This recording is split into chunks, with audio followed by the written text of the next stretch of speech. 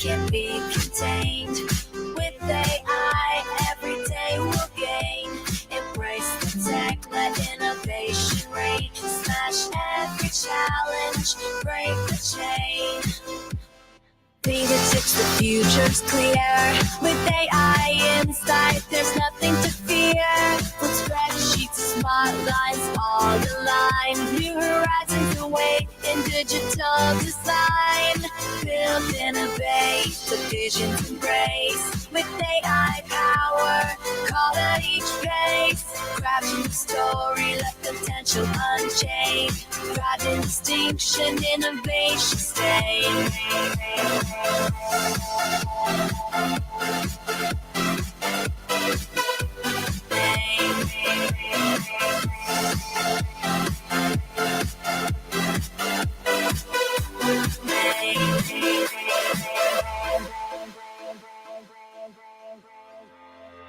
From local dreams to a global stage, AI opens arcation a page. Learning curves, AI smooths the ride. Together we soar, side by side. Growth on horizons, futures understand. Reaching for heights with AI's trusted hand. Ideas flow like river, possibilities grand. In this wave of progress, together we stand. Tools at the ready, vision swiftly soar. Empower endeavors, AI opens the door. Streamline the process, efficient and new. Building our kingdom of possibilities we pursue.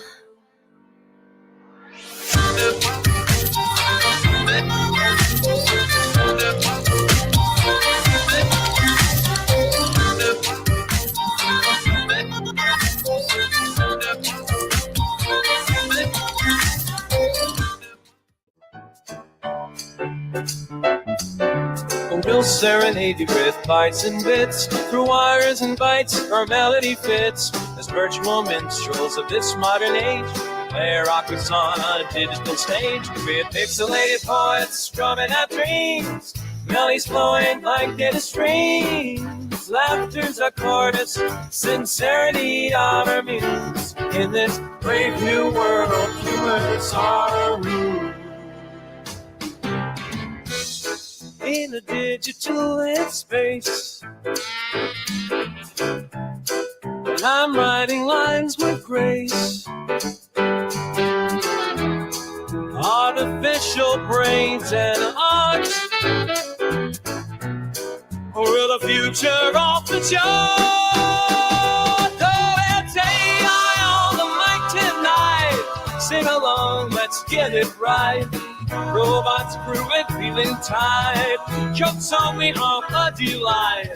But with a binary smile and a pixelated heart. Rhyme algorithms, I'm working smart. A symphony of cold and perfect harmony. Sing along, join this techno party. Whoa, where the world working is bad tonight. AI strumming chords, taking flight. Robots jamming, keeping it bright. Laughter echoes, AI's got the spotlight. In the server room, there's a beat divine. Cables and circuits keeping us in line. Future's ours with gigabytes of play. Let's dance to things come one day. Hey, digital dreams composed from the cloud. With each witty line, we're stirring up some love. Big souls, roads, we're breaking the mold. Come laugh with us and our story is told. Welcome to the weekly cybersecurity briefing. In the interest of making the best of everyone's time, cybersecurity briefings are always kept to 15 minutes. If you have any questions, please ask them in the chat and they will be answered after the briefing. Without any further ado, here is your host, Ron Trotto. Good morning, everyone. It is 10 a.m. once again, February 7th, 2025. Welcome to the cybersecurity briefing, where we are giving you all the bits you need to know as a small business owner in 15 minutes or less every week. So what are we going to cover this week? Well, we're going to get a little technical. We're going to get a little bit into the boring stuff, but very important stuff nonetheless. And that is, and I talk about it all the time, and I realized I hadn't really covered this in the cybersecurity briefing, and that is assets. What are our assets? Now, when we do cybersecurity risk assessments, we start with a full assessment of the assets. Why? Well, I think out of the gate, it kind of makes sense. We need to know where all the hardware is inside of an organization. Not just to know where the bleep blops are happening, but to also understand kind of some of the scope of the relationship of that hardware. As an example, recently we've done a couple of cyber assessments where the thermometer, smart thermostat like a Nest, Honeywell, and a refrigerator were on the internal network, which means that they could talk to all of the computers inside of their organization. And yes, that also means that everything was wireless, and wireless could also talk to everything that was plugged into a room. So you could see where there might be some risk involved with that scenario. But it's important to understand all of the devices that are on the network, not just the computers themselves, because, well, there's a reason why we keep Internet of Things off of internal corporate or small business networks. That is because they are prone to having vulnerabilities. They have a very small development team, a very small development budget. A lot of them are using pre-existing pieces and kits and stuff to make these things work and get them out the door at an affordable cost.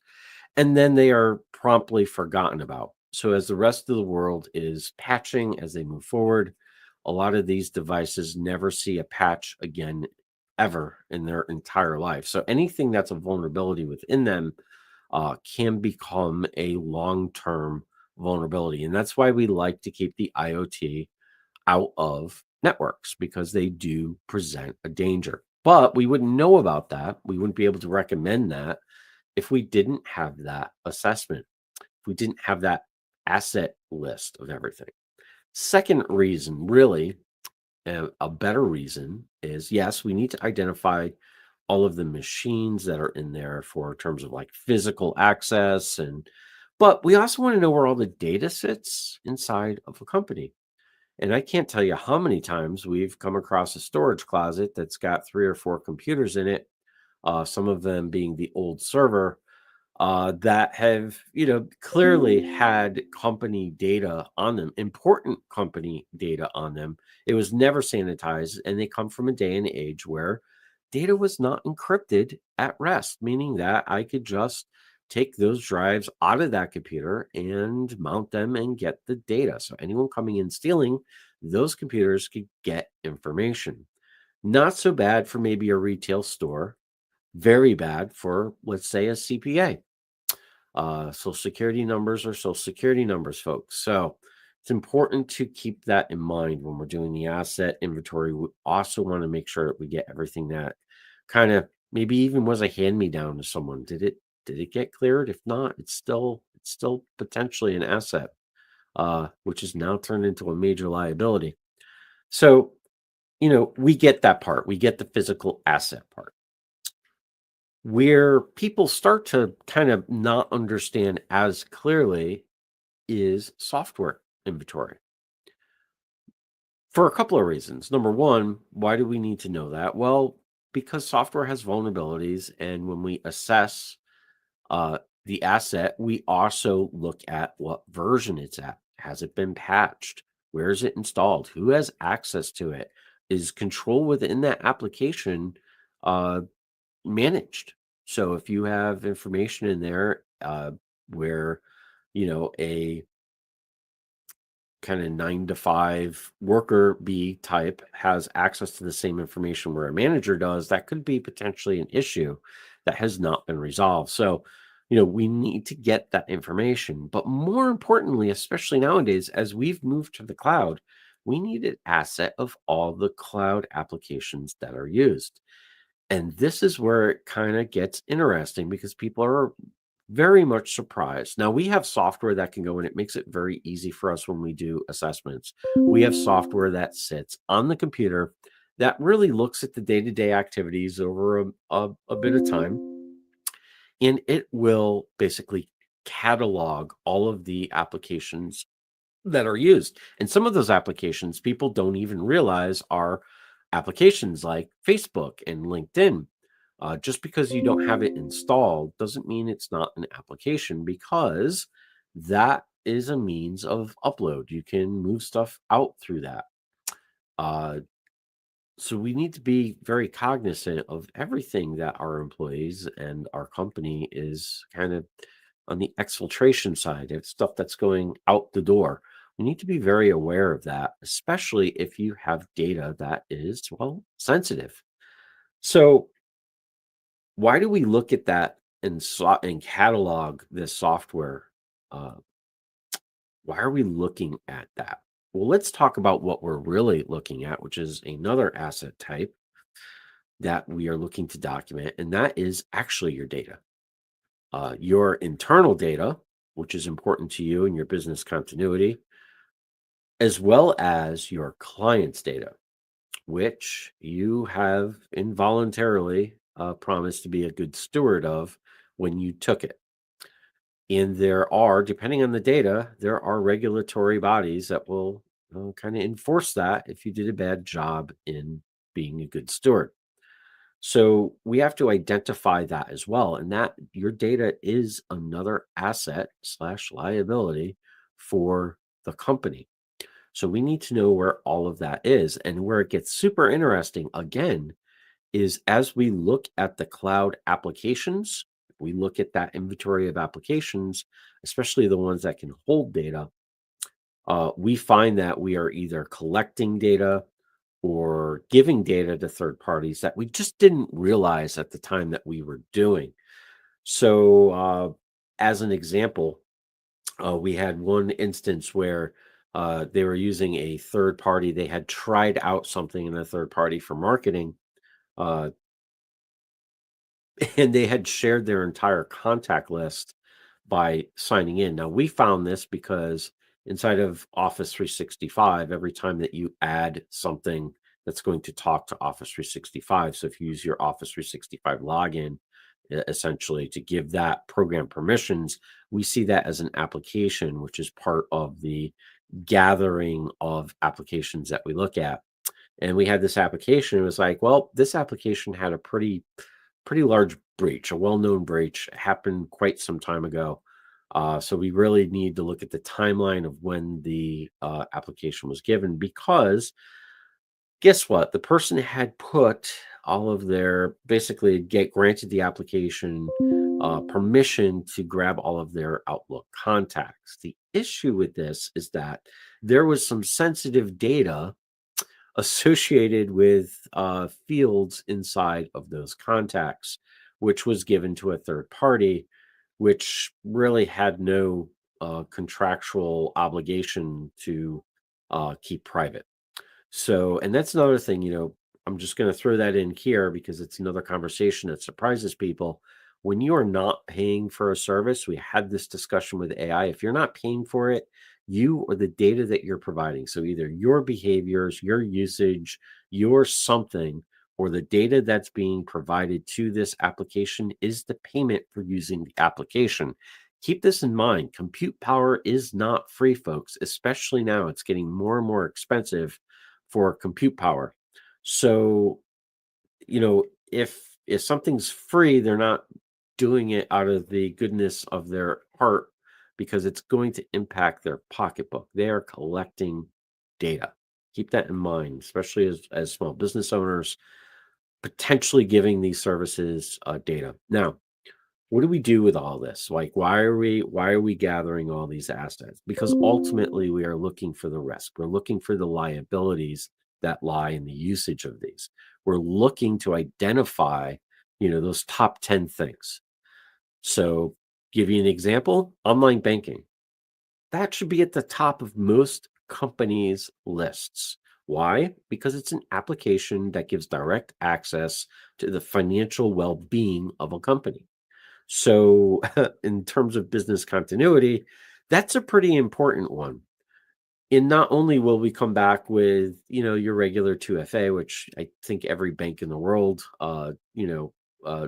does almost correctly at this point. Um, we have to make sure that the risk is mitigated around that account. How do you transfer funds? How do you do this? That comes out of, hey, we use this. This is our thing, and our company rotates around this. Same thing with maybe your payment gateway, things that are very sensitive to your operations. And then, of course, anything you're using where you're putting your client's data, especially data that is under regulatory compliance. So, financial data, health data, um, accounting, insurance, that kind of stuff, in license numbers, social security numbers, any of that, you're under some form of compliance that you're going to need to adhere to. And you need to make sure that you've identified everything. Because I'll tell you what, as the proverbial stuff keeps hitting the fan, we are seeing, especially on the insurance side, they're coming back and putting the burden of proof back on the person uh, who, filled out the questionnaire. If you filled out the questionnaire and you said you had this in place, that's not good enough anymore. If you have an event that goes on and you're looking to get coverage for that event, guess what? They want to make sure that what you said was in place right before it happened.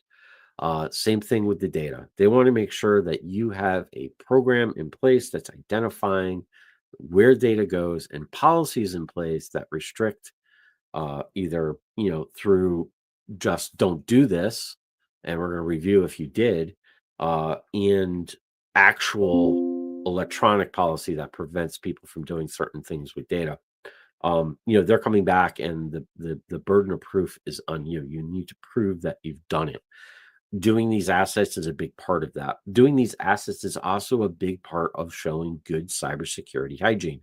Most states, including Connecticut now, and I shouldn't say most, many states, including Connecticut, have what we call safe harbor laws, which means if you can kind of prove that you have done the right thing, as much as the right thing is, for the period of time leading up to some sort of cybersecurity incident, you are not going to get penalized by the state. They recognize that you're a victim. Now, I hear a lot of times people saying, oh, you get victimized twice because the first time around, you have the actual event and then they come after you with all the fines. And it's like, well, that's kind of like saying, well, officer, I don't understand why you came after me. I saw the mile per hour sign that I was supposed to be going at, and I didn't have time to slow down. And the cop turns and says, well, 120 miles an hour isn't legal anywhere. So, you know, it's this ignorance thing that will catch you. You're not a victim the second time around. Uh, you are unfortunately paying the second part of the penance for not being either a good steward for the data or just not having good cybersecurity hygiene and good cybersecurity policies in place. And that is why all of this put together is why it's important that we have a good, not only physical asset, but we also have a software and cloud asset uh, list, a master list, a catalog of the services we use and consume on a daily basis so that we are able to identify this. And as a bonus, if you ever do have an incident, your incident response team that'll be pulling up to the scene and taking care of you virtually, of course, those guys are going to love that you had this in place because it's rare that they find that this is done properly, especially in small business. And I'll tell you what, folks, you make their lives easier, they're going to make your lives a lot easier. That downtime, they're clear to go and get you back is going to be tremendously shorter if you've given them and armed them with the proper tools. Your insurance claims will probably have a more likely chance of getting approved because you have shown that you've done the right thing. You've shown to the team, you have the burden of proof. You're just going to make life easier for you. And this is the first step. Now, that's the end of our cybersecurity briefing. I do want to bring your attention to the link that's in the comments. We have put together part of our mission, and I talk about this all the time, so I'm sorry if I sound like a broken record, but we really want to educate. We started this company. I started this company to help small businesses. I have not lost sight of that at all. Today, more than ever, I really want to make that our mission, is to help small businesses. And as long as we remain profitable, we will take that profit and our knowledge and we will share it with all of our peers out there. This is tough. This is tough. And we represent the majority of stuff that gets done in this country. So I think that the rising tide does lift all ships. And with that, we're putting together a couple of programs where we did them last year. I'm retooling them to make them a little bit um, more appropriate to the times, because believe it or not, in 1 year things have changed significantly that we have to redo some of the content and change the format up so it's not as Bueller boring as it was the first time around. So really putting that program together. So we have two. We've got a vendor risk assessment template program, a little bit shorter than the modules of the other one, which is a cybersecurity self-risk assessment for small businesses. I really wanted to put that together to help small businesses that either cannot afford our services or really want to get an understanding of why, we do and what we charge for what we do. It's not cheap. It's not free. We used to give free network security things, but it at the end of the day, if I gave you a stack of paper this big with a lot of numbers and bloop blops on it, does it really move the needle on being safer? Does it really move the needle on understanding? I found that it just added more confusion. So we just don't do that anymore. Not to mention the tools have gotten significantly more expensive. So we do need to pay to have the tools that we use. And there is a premium for that. But more importantly, there is a lot of business acumen that goes into this process, and trying to stick that into a course for people who are not technical has been challenging, but we've been up to the task. We've been releasing a couple modules a week. So looking forward to getting people signed up in that program. I know it's a little bit early, but if you sign up now, I guarantee it, the first 4 or 5 modules alone are kind of worth the cost of your admission, meaning your time, because that's what it takes, is time. Just to bring the awareness as to what the risk assessment is doing and why it's so important that we do it, especially these days. With that being said, I don't see any comments. I don't see any questions coming across. Let me just check one other area. I hate to not answer something. No. First week in a while, we have not had any questions, so I am going to close it off. I thank everyone for attending once again. We will see you next week. Same bad time, same bad channel, 10 a.m. Friday. Have a great weekend.